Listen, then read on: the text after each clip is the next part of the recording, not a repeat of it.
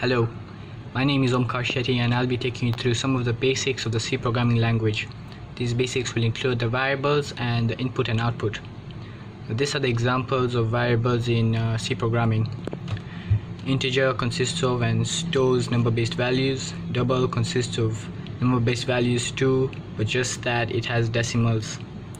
Character consists of values that are from the alphabet, and long and short are alternative number-based values for this variable. There are two important commands for input and output. For input, scanf is used, and for output, printf is used. Declaring variables is as simple as it looks. In this example, x is an integer, y is a double, and m is a character.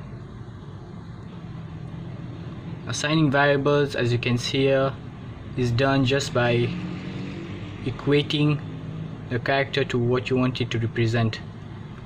In this example, x is 10 and y, since it's a double, is 10.58. And as you can see here, we've stored the value t in the character m, or rather assigned. Now this is an example of an output. Now the difference between the first and the second is the \n. This \n is important in skipping a line.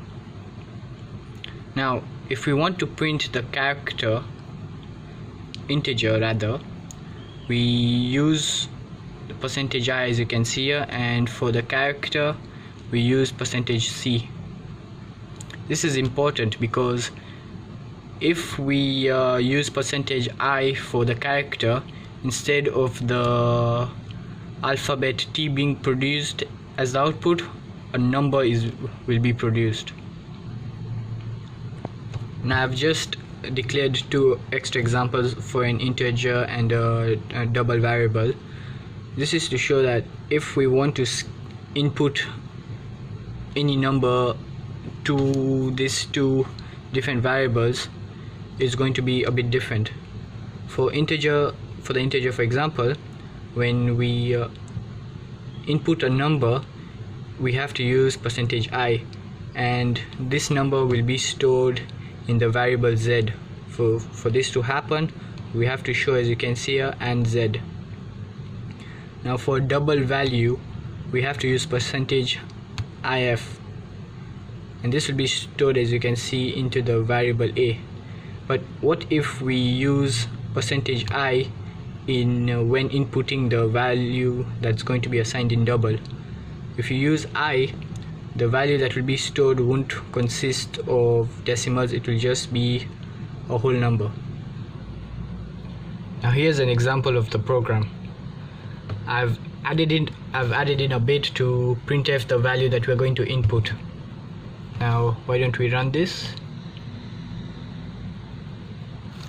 You can see here the character and the integer value are both printed, so we've done that correctly.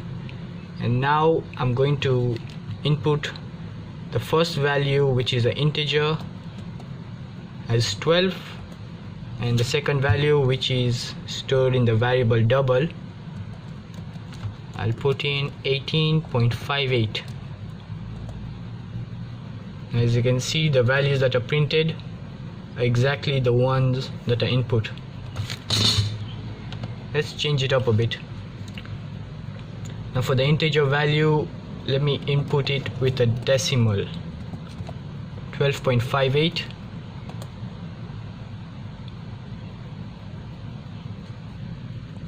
As you can see, the value printed for the integer was just 12 and not 12.58, and 0.58 was stored into the double variable of a. Hope that was helpful for you in your journey in learning the C programming language. Thank you very much.